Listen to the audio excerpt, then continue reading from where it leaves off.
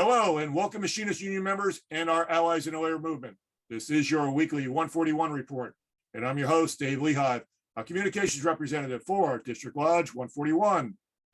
This week, as we focus on Local 2508, Orlando, Florida's United Airlines Committee, we'll speak with Committee Chair Gene Biddy and Committee Person Diego Vernon.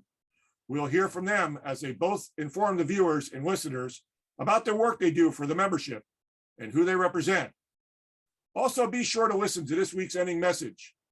All of this and more as our 141 report starts now.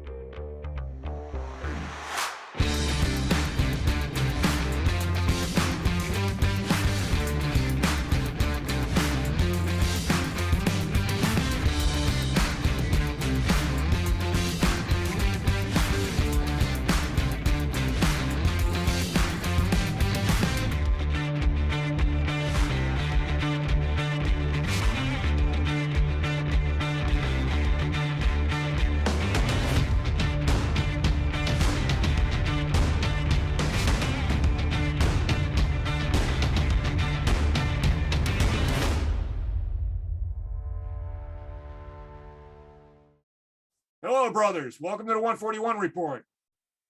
Hi, Dave. How are you? Hello, Dave. It's an honor to be here. It's great to get you guys on. You know, Gene, we've been working for a couple of weeks to try to get this thing together. We get a schedule on there. I'm really glad you were able to find some time, and I was able to find some time to get together and actually do this report. So thank you very much for coming on. Oh, you're welcome. Glad to be here with you. Okay, so brothers, when we get this interview started, first off, I'd really like to have you guys tell the viewers about yourselves. So please start out by telling me your background and work in the airline industry and the airlines you maybe have worked for. We also want to hear about your background and the positions you've held in the Machinist Union.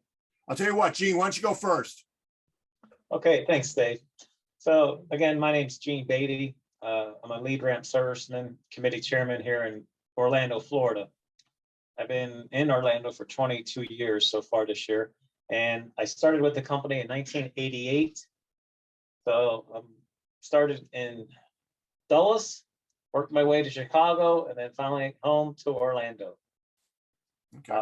I had my father, who was also a machinist. He worked for Capital and United Airlines as a mechanic. My brother also worked on the ramp at United Airlines. All right, great. My career with the union started in 2000 when I came to Orlando and I became a shop steward. And in 2003, I became the committee chairman for the ramp. And I still hold that position as of today. Also, I was an organizer for the union, and I also helped organize AirTran before they merged with Southwest. So those members are very happy and still happy today. Oh, yeah. And I also was in Newark for quite a long year with Tom Regan for the vote between Teamsters and the IAM. And like good enough, we won that IAM won, and we're still IAM today. Absolutely. Great stuff. Good background. Diego, how about yourself? Well, I started with Continental in September of '89 on the ramp.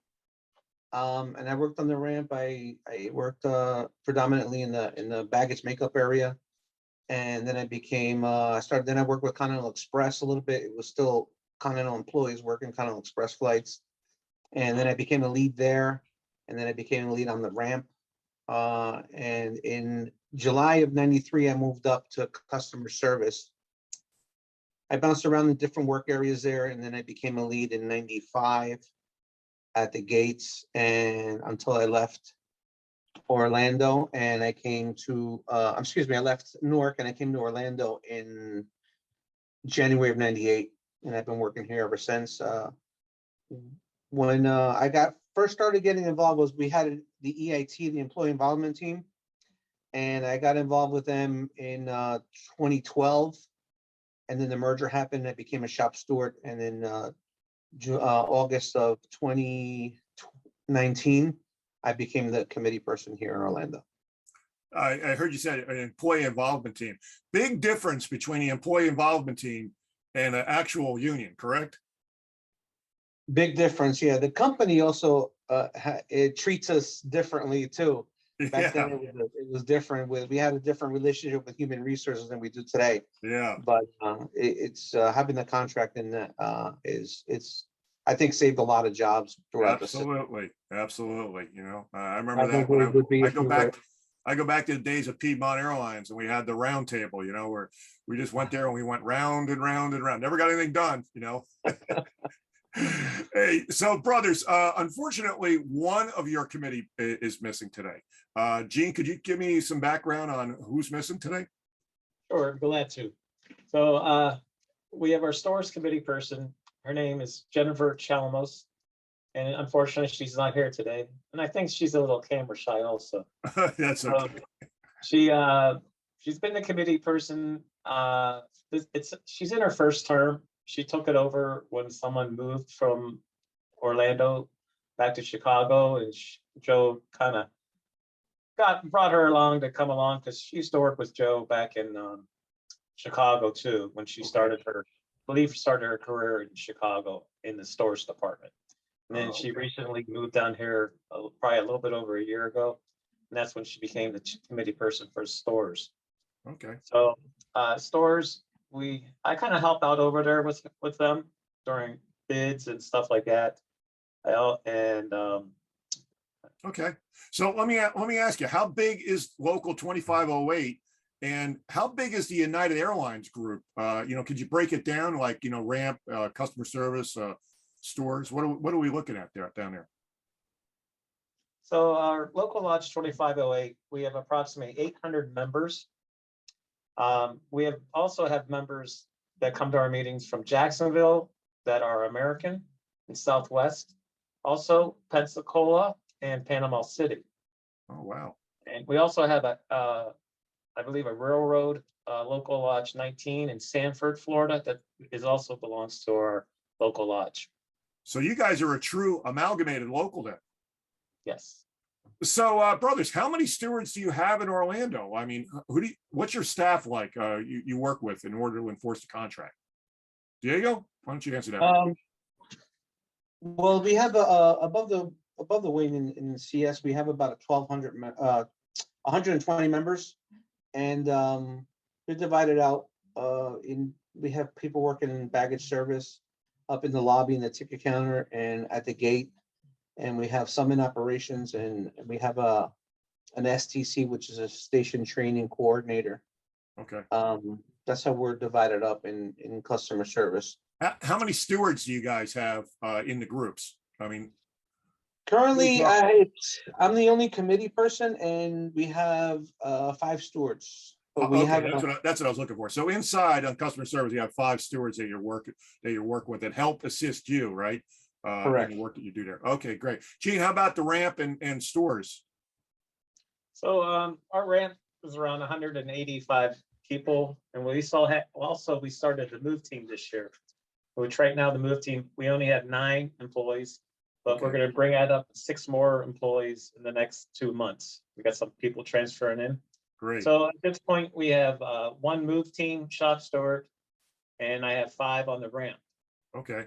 And the most veteran is Stan Dillon and Miguel Martinez.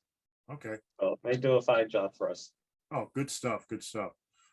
So, you know, I got to ask you guys something. You guys work right next door to JetBlue. You guys are basically, I think, in the same terminal wing, maybe.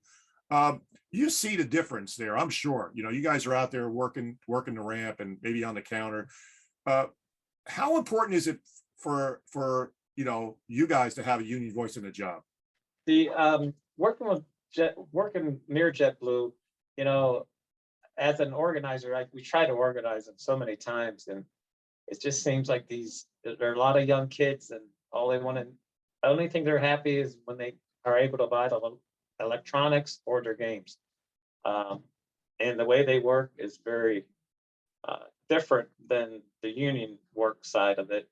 You know, you see their supervisors working with them and working shorthanded all the time. And it's not a pleasant sight over there to see them, how they work. I'm surprised they don't have any more accidents. Yeah. They really do. Gene, would you say that there's really a lack of respect being done towards the JetBlue workers? Management has no respect for their workers Yeah. I at mean, all. yeah, I mean, we're fortunate. Our United people, we have a contract in place and the company has to respect that. You know, these are the work rules that we've negotiated. They don't have that over at JetBlue. And you know, what would you say to those JetBlue workers? You know, if I was a JetBlue worker, what would you be basically the message be saying to them? I would say, listen, guys, if you want a better life, a better work life, and a stronger career choice, you would be union, you would have a second voice Yeah. with you to deal with the company, not just somebody, just a regular employee. Right. You know, the union does many things for the employees to help the employees to communicate to the management. Okay. Dave, I think that one of the biggest problems we have is that elections have consequences.